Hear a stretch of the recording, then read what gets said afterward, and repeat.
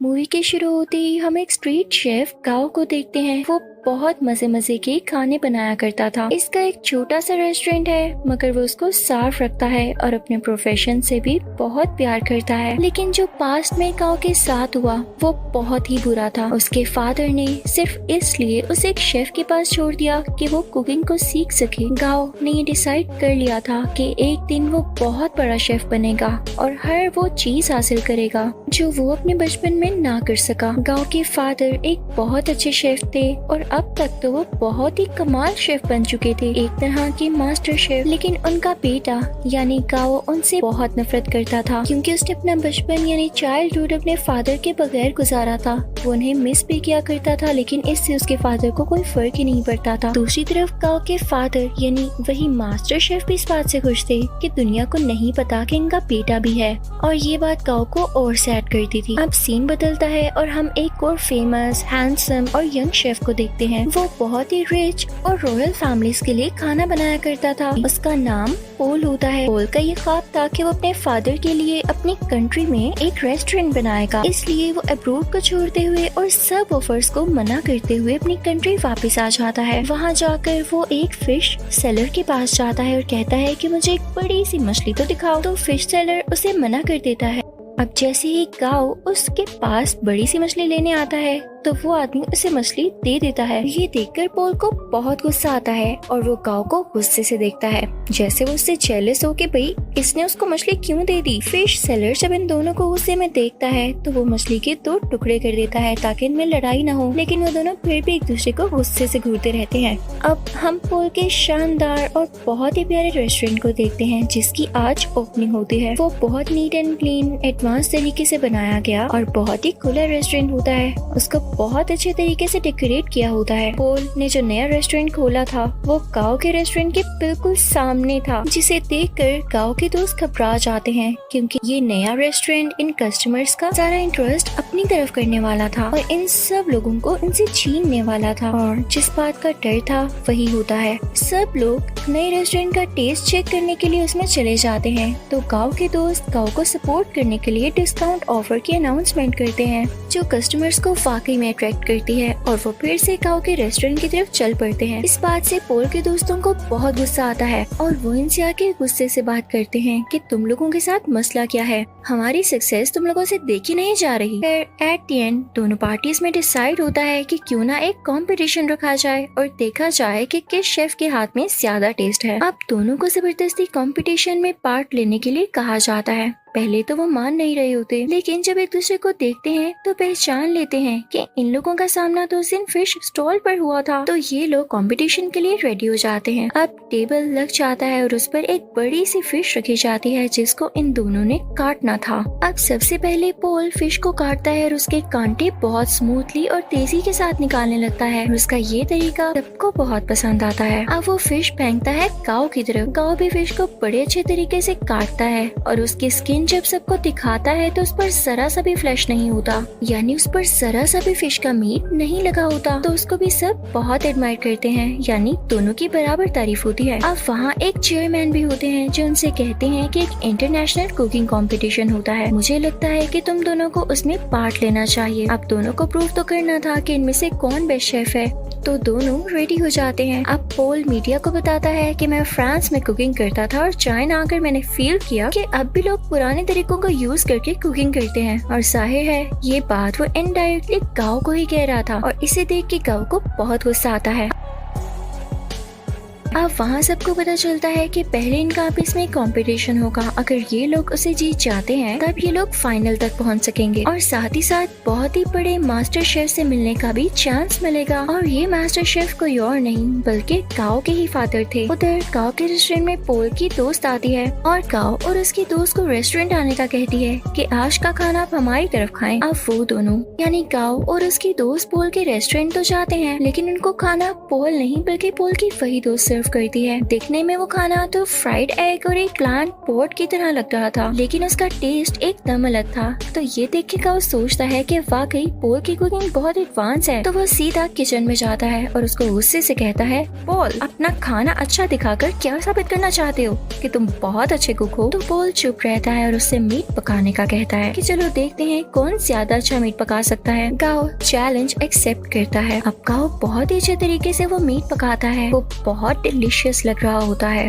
अब पॉल उसे कहता है कि मैं तुम्हें सेम रेसिपी के साथ ये डिश बनाकर दिखाता हूँ। पॉल शुरू करता है और सेम डिश बहुत ही कम टाइम में बना लेता है। जब गाओ उसको स्मेल करता है तो उसे अपनी डिश में और इसकी डिश में कोई फर्क नहीं लग रहा होता। तो वो समझ जाता है कि वाकई इसके पकाने का तरीका बहुत एडवांस है। वो उदास हो जाता है और वहाँ से चला जाता है। अब गाओ को कोई कहता है कि उसे उसके फादर बुला रहे हैं। गाओ अपने फादर के पास जाता है और कहता है कि अब आपने मुझे क्यों बुलाया, जबकि आप ये बात मानते ही नहीं कि मैं आपका बेटा हूँ। तो मास्टर शेफ उसे कहते हैं, मैंने ऐसा इसलिए किया ताकि दुनिया ये ना कहे कि तुम मेरे बेटे हो, इसलिए तुम इंटरनेशनल कंपटीशन तक पहुँच सके, बल्कि मैं तो यही चाहता हूँ कि तुम खुद ये करो। तो गाओ कहता है, डैड मुझे वैसे भी आपकी सपोर्ट की जरूरत नहीं, जब मुझे आपकी जरूरत थी तब आप मेरे पास नहीं थे। खैर मैं अब ये साबित करके दिखाऊंगा कि मैं वो हासिल कर सकता हूँ जिसकी वजह से आपने मुझे छोड़ा। अब गाओ यहाँ से चला जाता है क्योंकि उसे अपने डैड की किसी भी बात पर यकीन नहीं होता। अब next day international cooking competition होता है। सब प्रिपरेशन की जा चुकी होती है। कॉम्पिटेंट्स यानी पॉल और गाओ भी रेडी होते हैं। टाइम स्टार्ट होता है।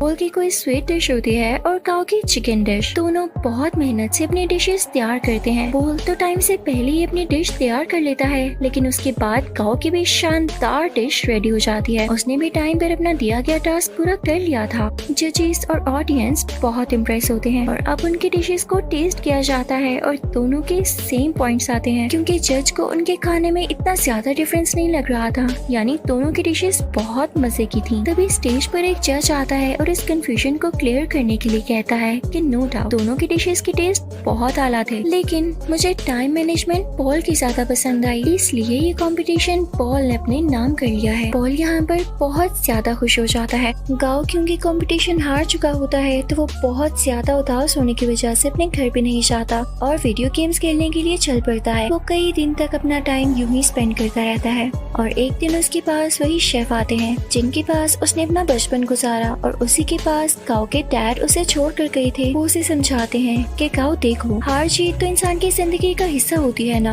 अगर आज तुम नहीं जीत सके तो क्या जरूरी है कि कल भी नहीं जीत पाओगे। लेकिन गाओ घर जाने के लिए तैयार ही नहीं था। उसे बहुत समझाने के बाद कन्विंस कर लिया जाता है कि उसे घर जाना होगा और अगले कंपटीशन की तैयारी करनी होगी। अब पॉल बहुत ज्यादा खुश होने की वजह से अपने रेस्टोरेंट जाता है। वो बहुत इंजॉय करता है। उसके सामने उसके दोस्त बैठे होते हैं तो बातों बातों में उसके दोस्त उसे कहते हैं, पॉल तुम अपनी दोस्त को चांस क्यों नहीं देते हो, वो इतने टाइम से तुम्हारे साथ है, तुम उस पर ट्रस्ट तो करो, उसे अलाउ करो कि वो इंटरनेशनली तुम्हें रिप्रेजेंट कर सके, तुम्हारे रेस्टोरेंट का नाम ऊंचा कर सके। तो पॉल उसे कहता है, हाँ वो मेरी अच्छी दोस्त जरूर है, इस बात से मैंने मना नहीं किया, लेकिन यार उसे खाना तक पकाना नहीं आता, वो कैसे मेरे रेस्टोरेंट को इंटरनेशनली रिप्रेजेंट कर सकती है। तो उसका दोस्त और बातें करने लगता है और उसकी बातों से ये लग रहा होता है जैसे ये उसकी दोस्त के साथ ही मिला हुआ है और इनके दिल में लालच आ रही है। तभी वहाँ पर पॉल की वही दोस्त आती है और उसके सामने सूप की 2 कप्स रखते हुए कहती है, पॉल क्या तुम मुझे बता सकते हो कि इनमें से किस में सॉल्ट ज्यादा है। तो यहाँ पर पॉल खामोश हो जाता है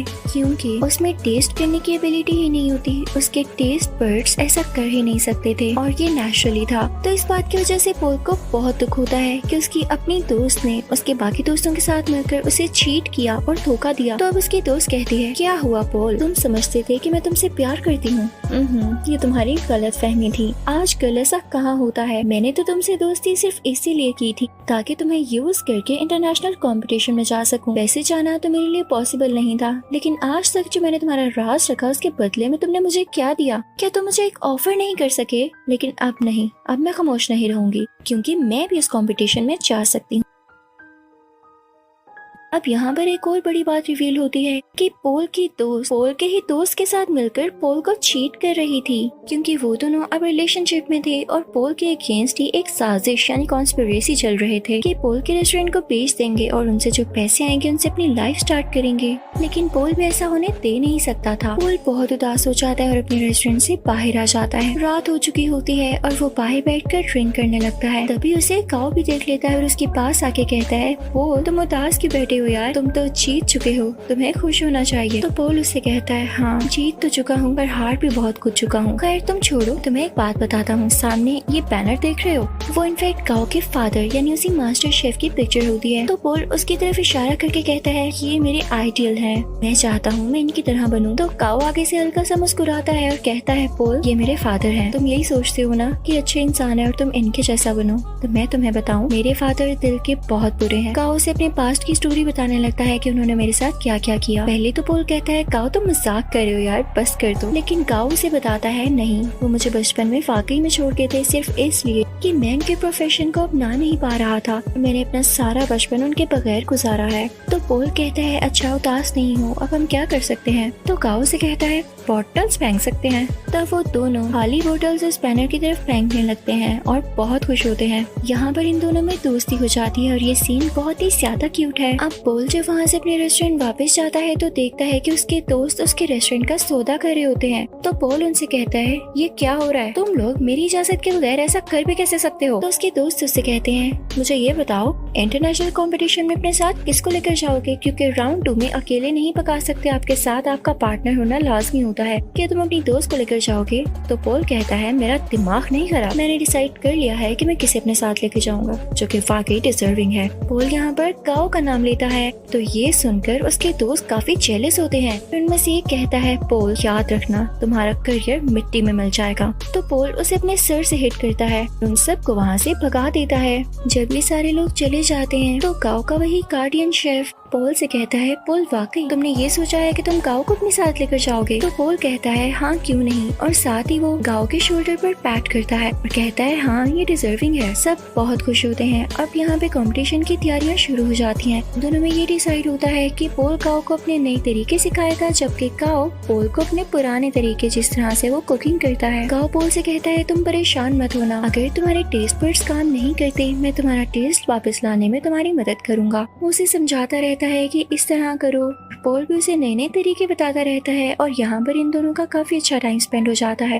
ये रोज खाना बनाने की प्रैक्टिस करते, साथ साथ डांस करते, सिंगिंग करते और बातें करते। और अब यहाँ इन दोनों की दोस्ती और भी गहरी हो चुकी थी। अब वो दिन भी आ जाता है जब इंटरनेशनल कंपटीशन का राउंड 2 होता है। ये दोनों अपनी डिश बहुत अच्छे तरीके से बनाने लगते हैं और कम ही टाइम में बहुत अच्छी स्वीट डिश तैयार कर लेते हैं जो कि जजेस को इतनी ज्यादा पसंद आती है कि वो कहते हैं हमने आज तक ऐसी डिश नहीं खाई। और ये राउंड ये दोनों विन कर लेते हैं और सही कहा जाता है कि यूनिटी इज स्ट्रेंथ। अब इसके बाद शुरू होना होता है थर्ड राउंड जो कि कुछ दिन बाद था और ये कंपटीशन इनका उसी मास्टर शेफ यानी गाओ के फादर के साथ था। तो यहाँ पर पोल गाओ से कहता है मुझे लगता है कि तुम इस कंपटीशन को जीत सकते हो तो तुम चले जाना। तो गाओ पोल से कहता है तुम बहुत अच्छे शेफ हो, तुम्हें तो एडवांस तरीके भी पता है और तुम मेरे से भी ज्यादा अच्छा कर सकते हो। तो पोल कहता है नहीं ऐसी बात नहीं, देखो मैंने अपने फादर का ड्रीम पूरा किया अपना रेस्टोरेंट बनाकर, तो तुम अपने फादर का ड्रीम पूरा करो ना। वो तुम्हें एक बहुत अच्छा शेफ देखना चाहते थे तो तुम उनके सामने जाकर कुकिंग करो और उन्हें प्रूव कर दो कि तुम बहुत अच्छे शेफ बन सकते हो।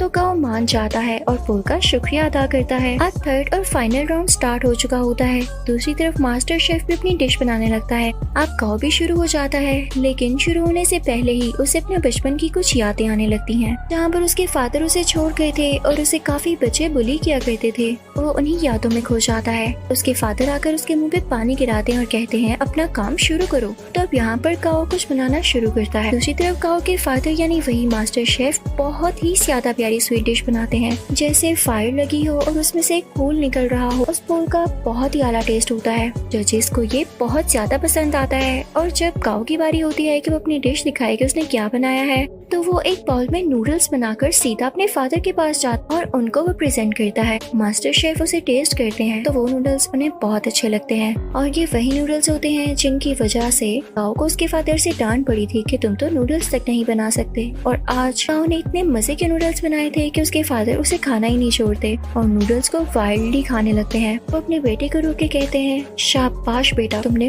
बहुत अच्छे नूडल्स बनाए। वो यहाँ पे काफी इमोशनल हो जाते हैं तो ऑडियंस को भी पता चल जाता है कि एक तो इनका सरनेम सेम है और इन लोगों का बिहेवियर देख के भी यही लग रहा है कि ये बेटा और बाप है। यहाँ पर गाओ का ख्वाब भी पूरा हो चुका था और उनके फादर का भी। अब उधर हम रेस्टोरेंट में देखते हैं कि पोल और गाओ अब साथ काम करते हैं और उनकी ऑडियंस पहले से कई ज्यादा है, यानी उनके पास और भी ज्यादा कस्टमर्स आते हैं। लोग उनका खाना बहुत ज्यादा पसंद करते हैं और इनके रेस्टोरेंट में अब रौनक ही रौनक हो जाती है। इसी के साथ ही मूवी यहीं पर एंड होती है।